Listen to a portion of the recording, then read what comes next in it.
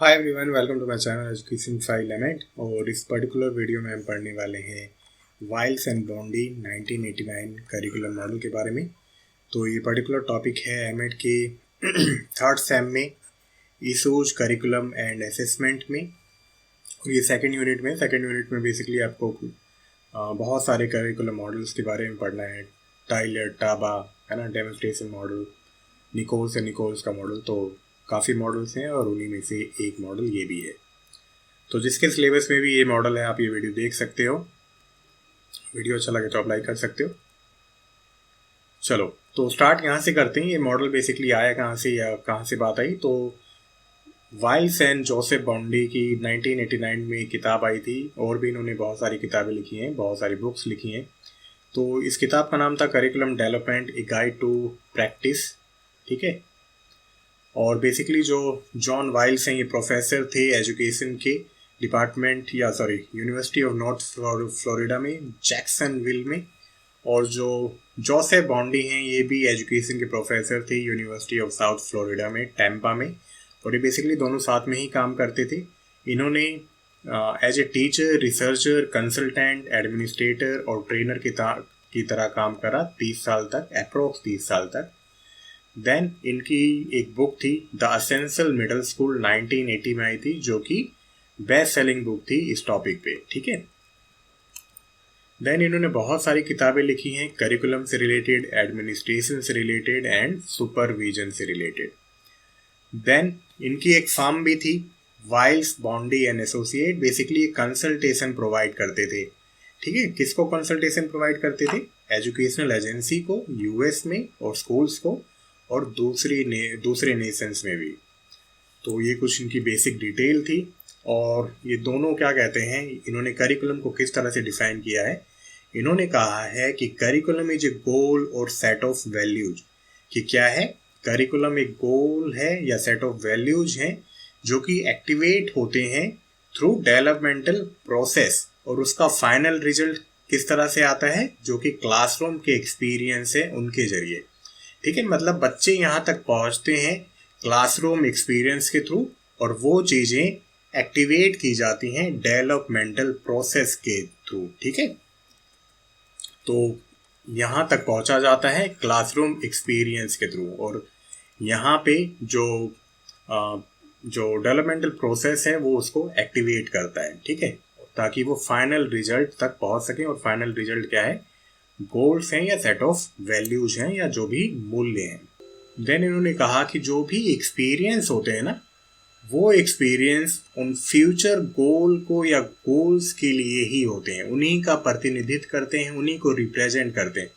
मतलब एक लर्नर को गोल तक पहुंचने के लिए वही सब एक्सपीरियंस प्रोवाइड होते हैं जो कि उन लर्नर्स को वहां तक पहुंचा सके। ठीक है। और करिकुलम की इफ़ेक्टिवनेस का पता भी यहीं से लगता है कि वहाँ पे एक्सपीरियंस अच्छे से प्रोवाइड हो रहे हैं या नहीं हो रहे।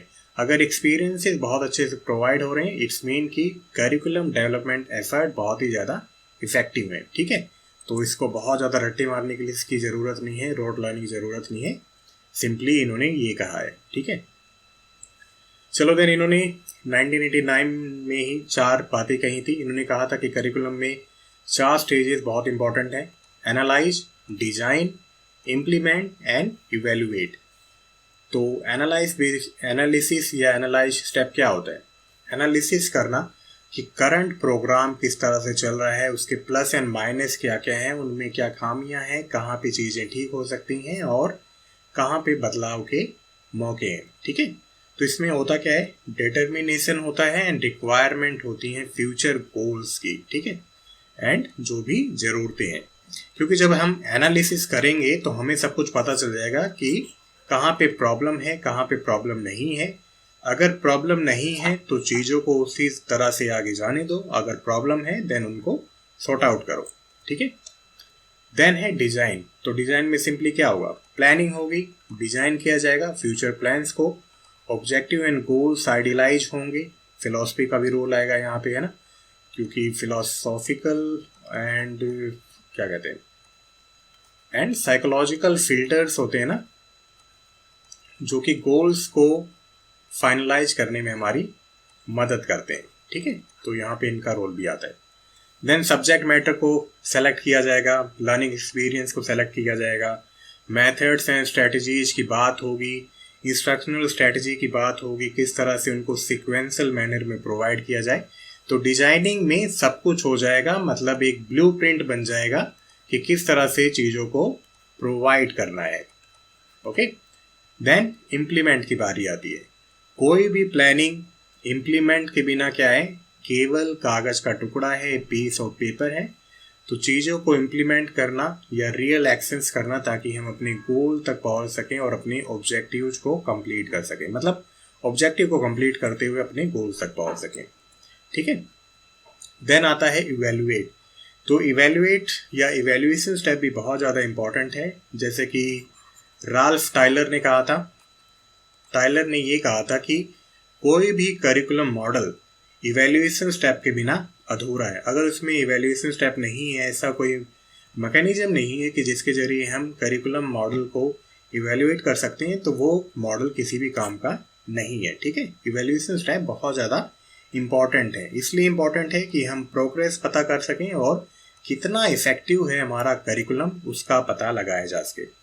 तो उसके लिए बहुत सारी चीज़ें, उसके लिए सबसे तो ज़रूरी यही है कि ऑब्जेक्टिव कंप्लीट हुआ है या नहीं हुआ है ना। सपोज करो क्लास का ऑब्जेक्टिव है कि बच्चों का रिजल्ट अच्छा आना चाहिए और बच्चों का रिजल्ट 40% आया है या सपोज करो 50% आया है, तो इट्स मीन कि ऑब्जेक्टिव कंप्लीट नहीं हुआ है। और ऑब्जेक्टिव था कि 80% बच्चे तो एटलीस्ट पास हो, है ना।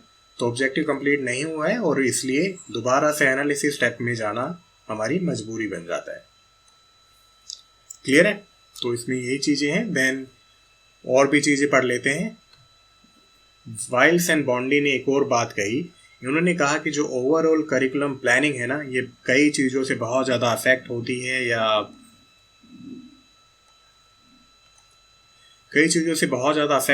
इन्फ्लुएंस होता है। मतलब करिकुलम प्लानिंग इन्फ्लुएंस होती है, अफेक्ट होती है, और इन्होंने इसको नाम दिया कि कुछ डोमेन्स हैं जिनके कारण जो करिकुलम प्लानिंग है वो अफेक्ट होती है या इन्फ्लुएंस होती है। अब वन बाय वन इसके बारे में पढ़ते हैं हम लोग।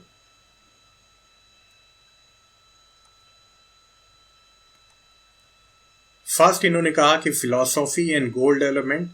तो एक गोल को आइडियलाइज करना बहुत ज़्यादा इम्पॉर्टेंट है। जितना स्पेसिफिक गोल होगा उतना हमारे लिए आसान हो जाएगा उसको अचीव करना, है ना, क्योंकि हमारे एफर्ट्स फिर उसी के अकॉर्डिंग होंगे ताकि हमें गोल्स मिल सके। तो फिलोसॉफी बहुत इंपॉर्टेंट है, मतलब फिलोसॉफी के different school, naturalism, idealism, pragmatism, existentialism, है ना, और देन फिर उनमें सभी में मेटाफिजिक्स, एपिस्टेमोलॉजी, उनकी एक्जियोलॉजी। तो सभी कुछ बहुत ज़्यादा इम्पॉर्टेंट है गोल को फाइनलाइज करने में और गोल को हासिल करने में। देन आता है इंस्ट्रक्शनल सिस्टम। इंस्ट्रक्शनल सिस्टम क्या है कि किस तरह से इंस्ट्रक्शन प्रोवाइड होगी, जो भी रिसोर्स हैं, प्रोसीजर्स हैं, ताकि हम लर्निंग को प्रमोट कर सकें। ठीक है, then materials development. Materials development का मतलब है जो भी रिसोर्सेस है ना स्कूल में या क्लासरूम में, वो किस तरह से उनको डेवलप किया जाएगा, किस तरह से प्रोवाइड किया जाएगा। देन आता है मैनेजमेंट ऑफ इंस्ट्रक्शन। इसमें स्ट्रेटजी, पेडागॉजिकल स्किल, एक्सपीरियंसेस कैसे होंगे, तो ये सभी चीज़ें भी करिकुलम प्लानिंग में बहुत ज़्यादा रोल प्ले करते हैं या इनको इन्फ्लुएंस करते हैं। देन बात आती है टीचर ट्रेनिंग। तो ये तो सबसे ज़्यादा इम्पॉर्टेंट है। मतलब अगर एक प्रॉपर, मतलब सपोज करो आईसीटी टूल्स हैं और टीचर को पता है कि आईसीटी टूल्स को किस तरह से बहुत अच्छे से यूज करना है ताकि बच्चों की लर्निंग बहुत ज़्यादा एनहेंस हो सके, तो वो जो ओवरऑल करिकुलम है उसकी इफेक्टिवनेस बढ़ जाती है।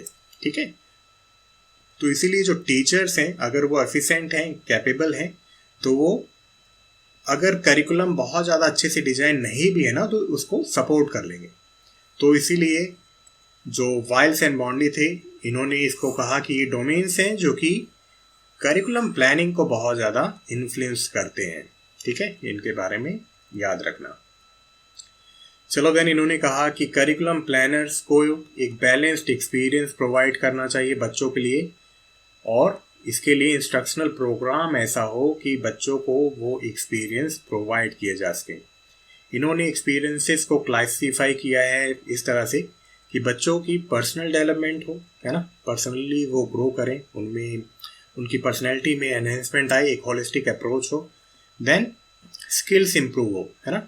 इसीलिए सिक्वेंशल मैनर में चीज़ें प्रोवाइड होती हैं ताकि बच्चा एक स्किल सीखे, दूसरी स्किल सीखे, या उन्हीं को स्पाइरल करिकुलम के जरिए और भी ज़्यादा ब्रॉडन करता रहे, ठीक है, और भी ज़्यादा ब्रॉडर पर्सपेक्टिव में समझता रहे उनको।